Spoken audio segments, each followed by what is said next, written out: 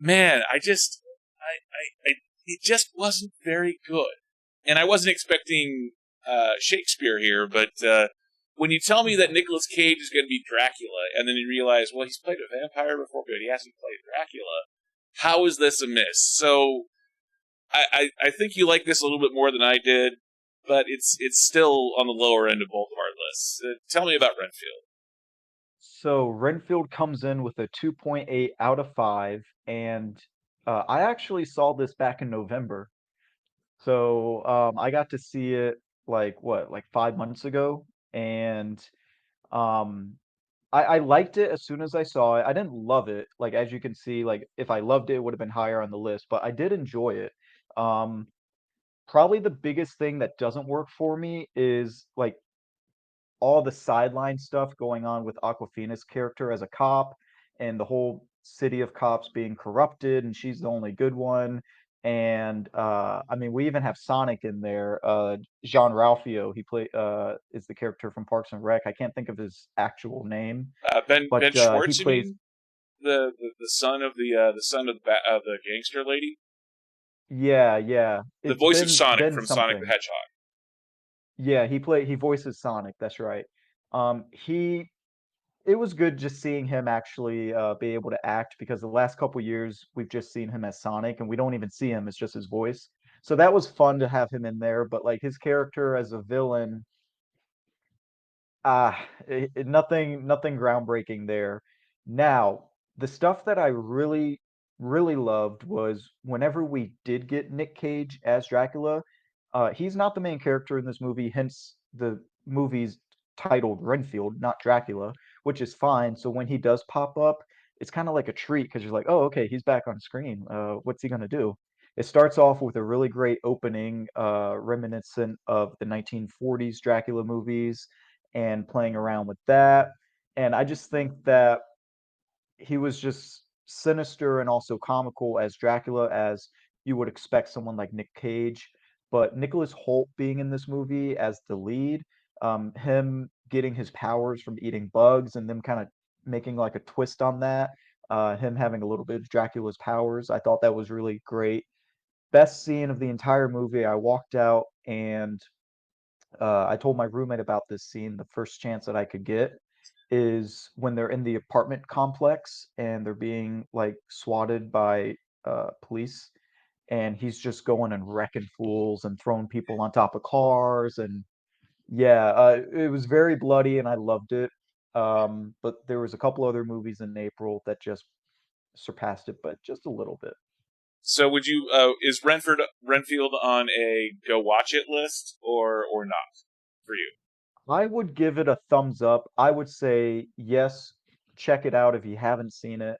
It's at least fun. I mean, you're not going to get anything groundbreaking like Avatar Way of Water or anything like that, but it doesn't need to be like that. It's just literally go in there with a couple buddies, and I think that you're going to have a great time. And from what I've heard, it seems like a lot of people did enjoy it more than not enjoy it. So, Nice, yeah, and this is one that I was really looking forward to. This movie, I did not like it as much. I really wish that I did. But anytime you have Nicolas Cage going full Nicolas Cage, like if not everyone has like a full meter on what going the full version of themselves, and that's not always a good thing. Like Jason Bateman going full Jason Bateman isn't a good thing, but Nicolas Cage going full Nicolas Cage as Dracula, that part of the film I really did love. yeah, you had it as a number 5 on your list, correct? Yeah, and that's so let's flip over to my list, and that's where we got to start with me on Renfield. It's This is one that I was so looking forward to, and it's a comedy. It's an action comedy, but it is a comedy, and it's not one that's going to be nominated for Academy Awards. This is not a film that is trying to reinvent Shakespeare or even Mary Shelley's Frankenstein. It's a comedy. It is Nicolas Cage going full Nicolas Cage, and Nicholas Hoult. He's playing the leading man. He's playing the supporting character, getting his own film. It is titled Renfield after him. And man, I love everyone involved in this film, but when you have the voice of Sonic playing the spoiled douchebag gangster, I was so expecting, when you're expecting Adam Driver or someone of that ilk to play that type of character, it was miscasting from the get-go with that character. And then Aquafina. I love Aquafina. She was great as the sidekick in Shang-Chi, and sort of, in a way, playing the non-romantic leading lady, which is, I believe, the first for a Marvel movie where you have the female leading character who they're not trying to force into being a romantic interest. So the fact that it felt like they filmed everything that they filmed, and then they kind of went back and did reshoots, and they tried to force a romance there when she clearly, that's not the best part of her acting ability. She's funny, she's very talented, but that sort of romantic chemistry between her character and Renfield, I didn't feel that was anything there. And the fact that she actually has a track history of being the leading female character in a film, and not having that aspect to her character, it actually surprised me that they tried to force that relationship through their characters, the editing, everything about the presentation. There are just those films where when you edit and re-edit and then re-edit again and then go get focus groups, and it was one of those films that the trailer was brilliant. You shouldn't judge a film based off of how good a trailer is, a la Suicide Squad. But this just one of those films that felt like it died in committee for me. And for me, like I have my pull up my score for this. This one it fails across the board. I gave it a 32 out of 100, or 1.5 stars. To me, this was a most definite skip, even though Nicolas Cage as Dracula was brilliant. As you said, he is a supporting character in this film, and I just wish that they would have known what they wanted to do more, rather than shooting everything that they shot and trying to fix it in post, and then realizing that there really wasn't anything that they could do to save that film. I believe. Clearly, you like the film a lot more than I did, and maybe I was nitpicking a bit too much.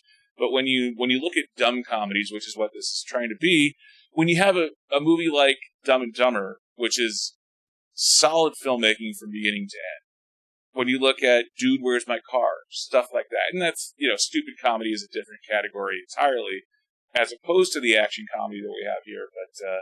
But maybe it was me going in with my expectations and projecting my expectations onto the film, which isn't fair to the film. But yeah, it failed across the board Well, yeah, for sorry me. to Am, hear am I that. I mean, am I wrong film is there? Like, subjective, but am I wrong in my assessment? Like, clearly you like the film a lot more than I no, did. Was I holding it to too high a standard? Did no, I I don't did I think you miss were. something? I don't think you were. This definitely isn't one I'm going to remember in a year, and this isn't anything that's like going to warrant a sequel or anything like that. I don't think they were thinking franchise for this movie. Oh But gosh. at the end of the day, I mean, the biggest thing was if you bought in as Nicolas Cage as Dracula, I would say that was the most important thing. Even though he does play a sidelined role in comparison to the rest of the movie, I mean, if you're not buying into Nick Cage being Dracula and kind of being a silly Dracula, with the way he talks and his mannerisms and stuff like that, then the movie fails altogether. Um, all the other stuff is just kind of like extra baggage, like all the mafia stuff and the romance that you mentioned.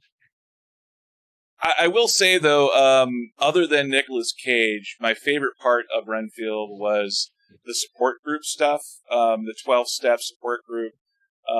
Brandon Scott Jones from the show Ghosts. He plays Isaac on that show, the Revolutionary War hero character. He is the leader of the support group. I can't remember his character's name, but Brandon Scott Jones is the actor's name.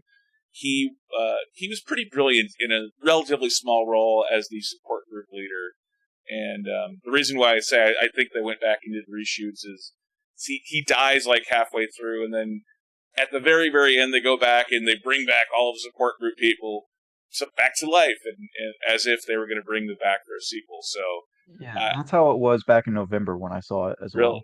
really, so Yeah. they didn't even wow.